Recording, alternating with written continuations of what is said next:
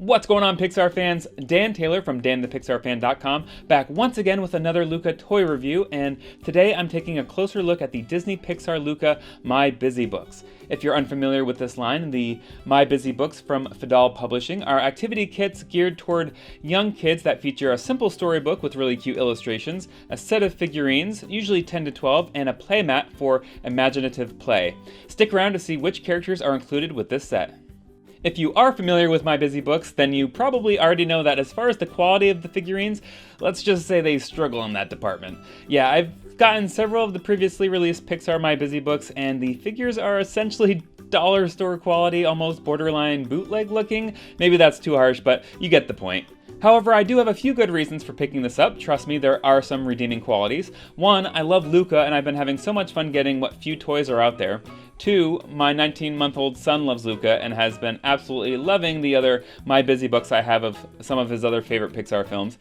Three, it's a cheap and easy way to get a pretty large variety of characters. And four, the main reason for me, speaking of characters, it includes some unique characters that aren't available anywhere else. Before I take a look at them, here's just a quick look inside the book itself. The story is honestly less than a story and more like a snippet about each of the film's main characters.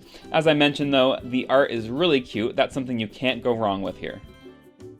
I've already taken out the figures, which is why the little storage spot there is empty, and here's a closer look at what you can expect from the playmat, which I'll show unfolded at the end of the video.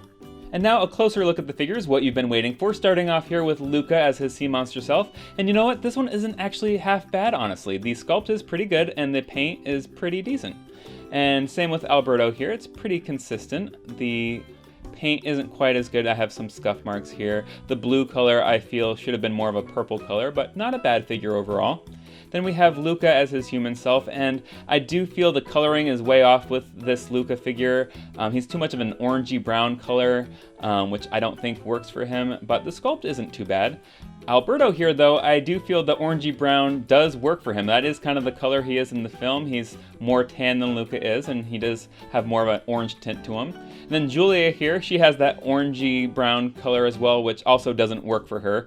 But again, the sculpt isn't too bad, and the paint is pretty awful, but there's not any noticeable defects like here on Massimo. Massimo is probably the worst painted here. There's so many defects, but you know, what are you gonna do? Then Machiavelli here, it's a decent sculpt. Again, none of these are absolutely horrible. Then we have Ercole. This is actually probably one of my favorites. It's a consistent sculpt with pretty good paint all the way around, not detailed by any means, but it has pretty good paint, and I love that he's off his Vespa compared to the Disney Store version. And here's Ciccio, and this was one of the reasons I got this set. You know, his paint is kind of awful with this one too.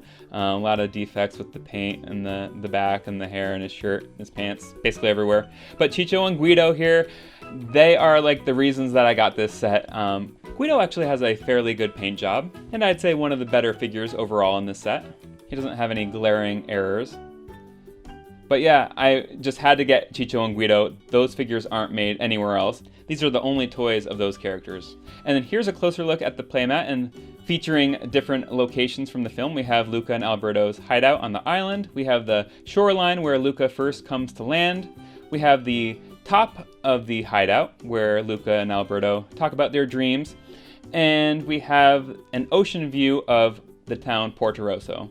The figures stand up to 3 inches tall, Massimo being the tallest, and here they are all together. I mean, they do look good, they're not great, it's not really half bad. If the paint didn't get scuffed up so much from the figures rubbing together while in the book's little storage spot, and if the overall coloring was corrected a bit on a few of the figures, this set would be more solid.